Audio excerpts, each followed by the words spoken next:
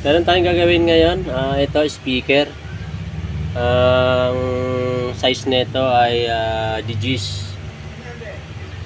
Ang problema nito, walang sounds.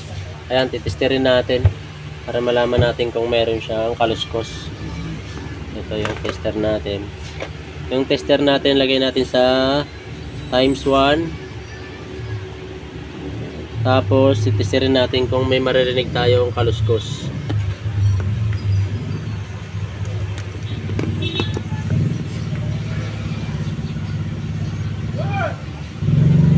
Ayan, wala. Saka hindi rin gumagalaw sa tester, oh.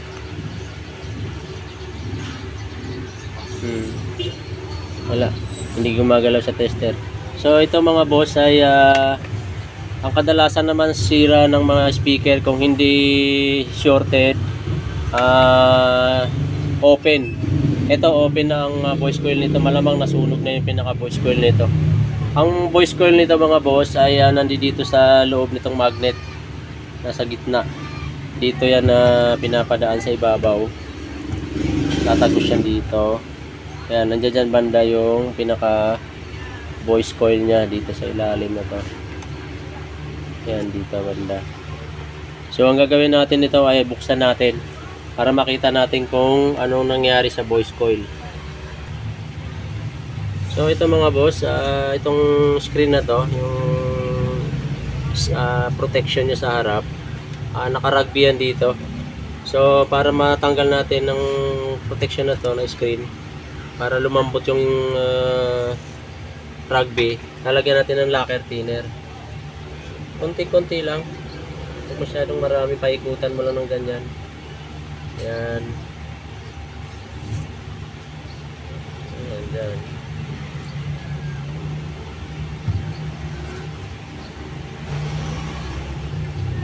Ayan.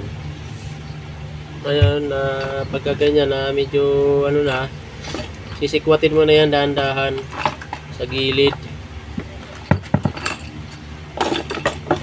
Gamitan nyo ng flat screw. Ayan. Para matanggal ka agad siya.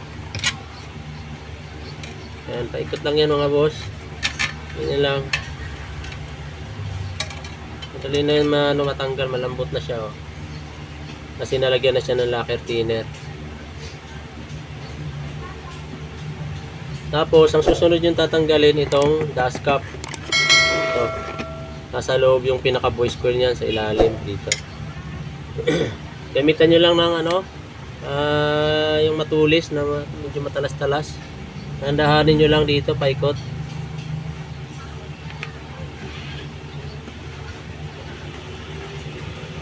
Dandahan lang. Para matanggal nyo itong dust cap na to. Ayan.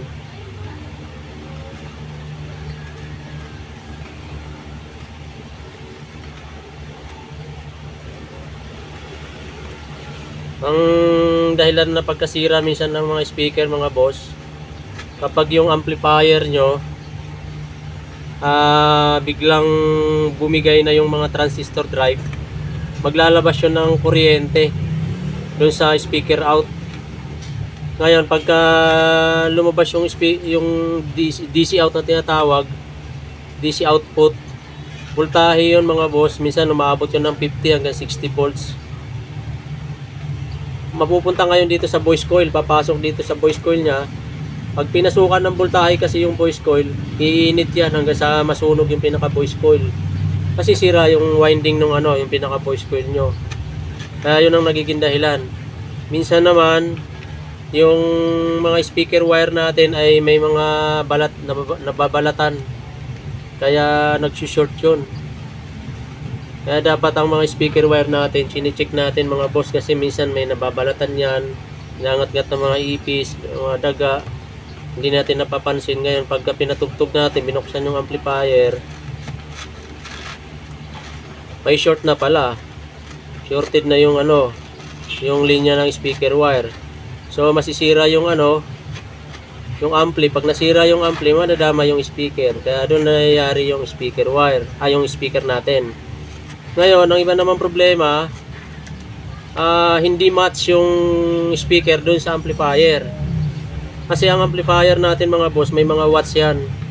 May 300 watts, may 200 watts, may 500 watts, may 800 watts, may 1000 watts. Pataas pa yon, mayroon pang iba yung ginagamit na sa mga concert, malalakas yun. Ngayon, pag kinabitan nyo ng speaker yon na hindi match, masusunog yung speaker nyo. Kaya yun ang nangyayari. So, ayan o. Ayan yung pinaka voice coil. Ayan o, may screw pa sa loob. Ano kayo na? Dito yung pumasok sa ilalim. May butas pala. Ayan, sunog na yan mga boss.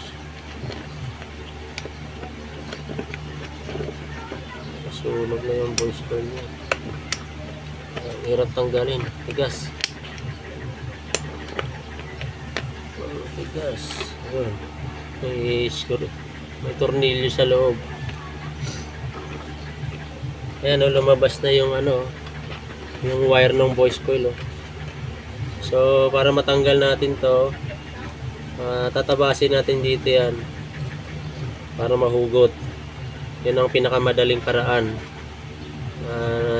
Yung iba naman binabakbak muna ito para mahila yan. Pero pwede rin naman siya dito tabasin para hindi na matrabaho. So, tanggalin ko muna sa hinang, tapos hihilahin na lang yan, tatabasin natin dito.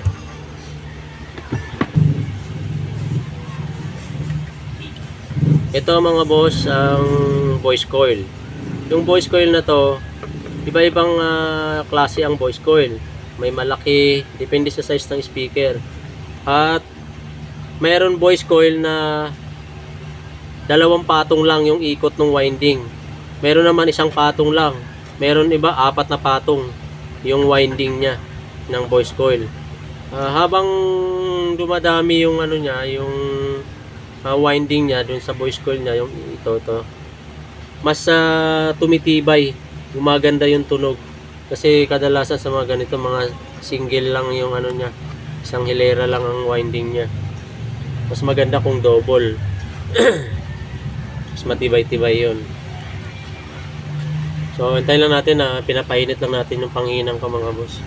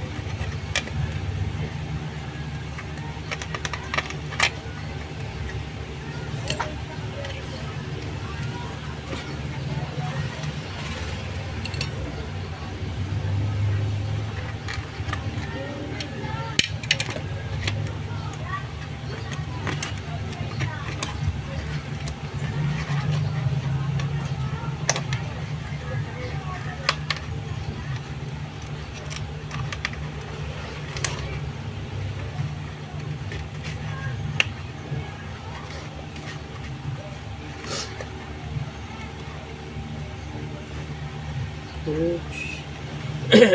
Meron pang nakakapit na spider. Spider pala kailangan dito ang ganun.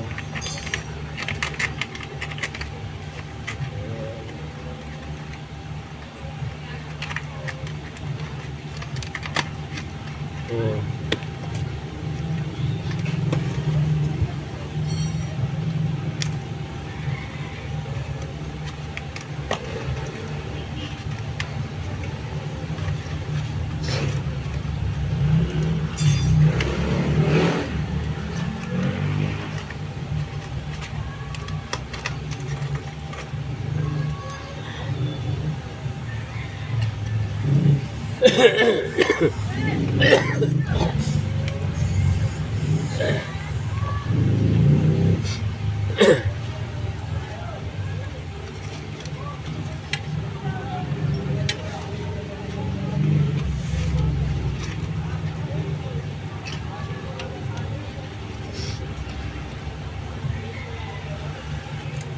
Kaya na mga boss, sunog na yung pinaka voice coil niya. Sunog. Ito ang voice coil na tinatawag. Ito yung nagbibigay ng boses sa speaker.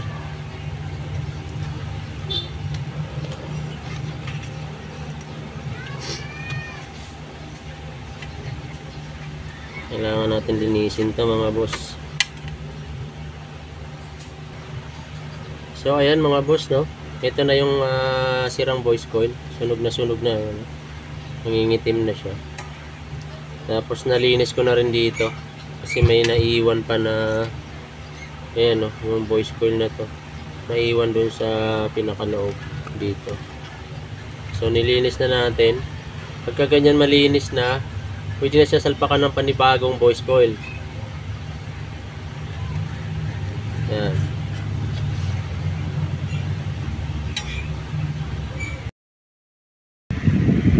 Mga boss, hindi ko na naipakita sa inyo yung pagkabit ng voice coil. Bale, ganito yung kinabit natin na nakabili tayo sa Quiapo, isang buo na naka-rewind. Bale, ayan, naisalpak na natin siya. Ito para mga boss, pwedeng gamitin nyo rito yung plastic na galing sa flat screen na TV. At pwede rin yung in-can na mga drinks, mga Coke, Coca-Cola, Sprite. Yung in-can na yun, pwede rin panglagay. Ang purpose kasi nito, pang-align yan mga boss, para sentro yung pinaka voice coil nya. Ayan yung voice coil. Ayan. Tapos ginamitan natin siya ng epoxy clear. Yan yung kadalasan ginagamit ko para pandikit dito, tsaka sa ilalim.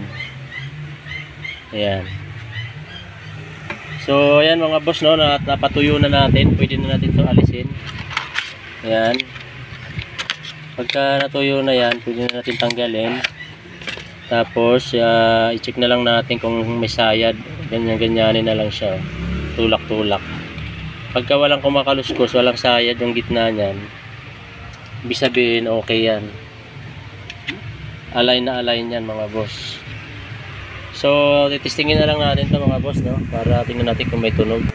So ito mga boss, na dito yung amplifier natin. Ito yung ano, yan, nakakabit na. Punta rito sa speaker natin. Ayan. Ay, tanggal.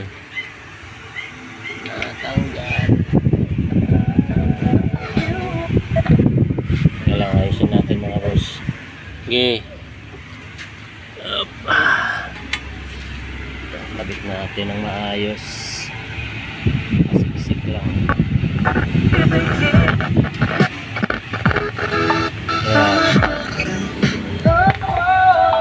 Ayan mga boss, tumutunog na siya.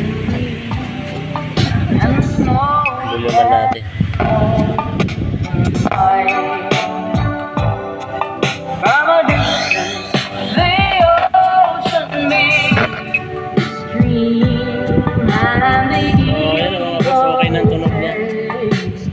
Dinala rito to, walang sounds eh. So success tayo mga boss, oh. Balik na lang natin. So sana may natutunan kayo mga boss, no?